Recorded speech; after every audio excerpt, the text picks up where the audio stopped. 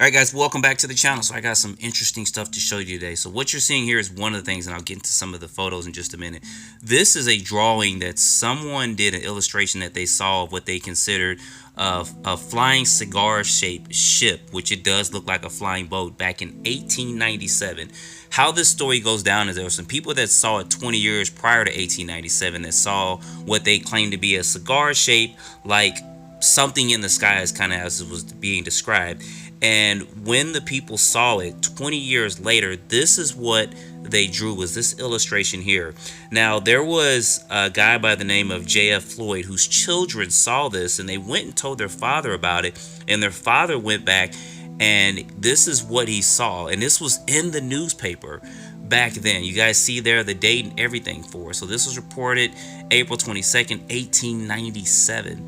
And the illustration you saw of that craft was exactly as he described it, which was very, very interesting. So I wanted to show this to you guys. I'll put something in the community page to kind of link over so you guys can see some more information on this. But I wanted to share this with you all. Now we're going to get into a couple of photos back from the 50s and stuff. Now, so what you're seeing here is a photo that was taken in 1952, and there's a reason why I'm showing you this photo. I had never seen this before. I think I looked at it for a second, then I saw that craft there, and I was like, wait a minute. That somewhat looks familiar. So you can't really see it that well until you start to kind of zoom in and stuff. But I've always said before that the images from the 1950s and 40s and even early 60s were some of the best ones because it was a little bit harder to fake that stuff. I know that there's some controversy behind Billy Meyer stuff, but that's a whole nother video we'll talk about.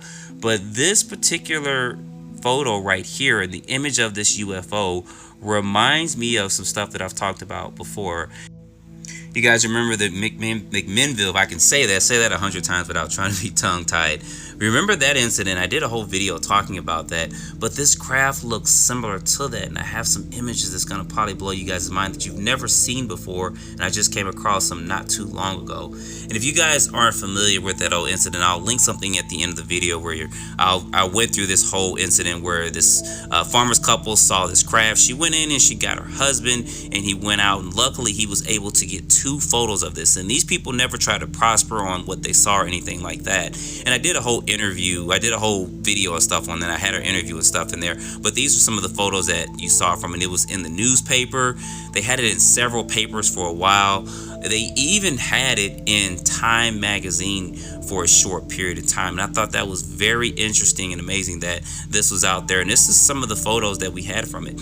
Now, what I find very interesting about this is that someone else saw this craft, and the couple that saw this craft did not want their information identified when they were reviewed or interviewed about this. They had some photos of it, and they had more photos, but what I'm going to be showing you is some of those photos they took.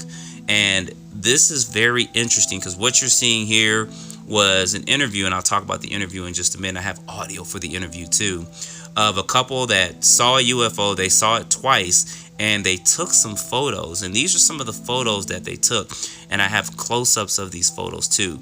Now, this is interesting because this was a low-flying UFO, or if they want to say UAP now, but I'm still going to say UFO.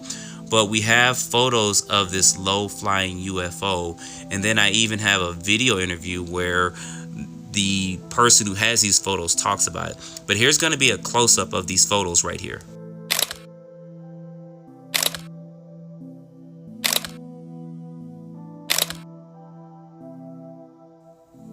Yes, and what you guys just saw there was photos of a UFO that someone took that is transforming and morphing, sort of say.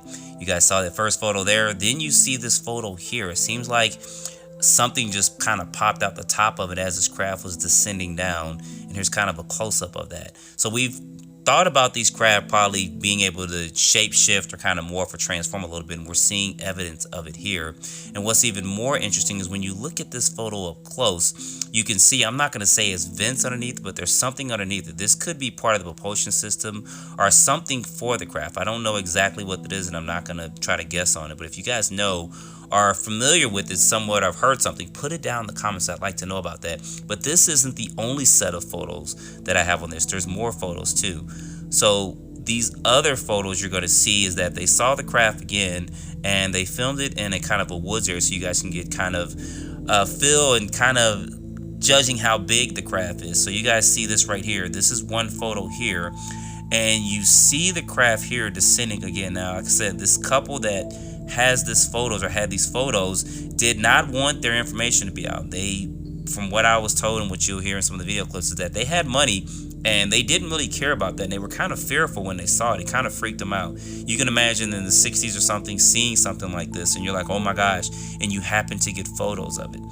And there's even more photos, a couple more photos I'm going to show to you that show the same craft, and it does seem to be changing shape or shape shifting or morphing in some sort.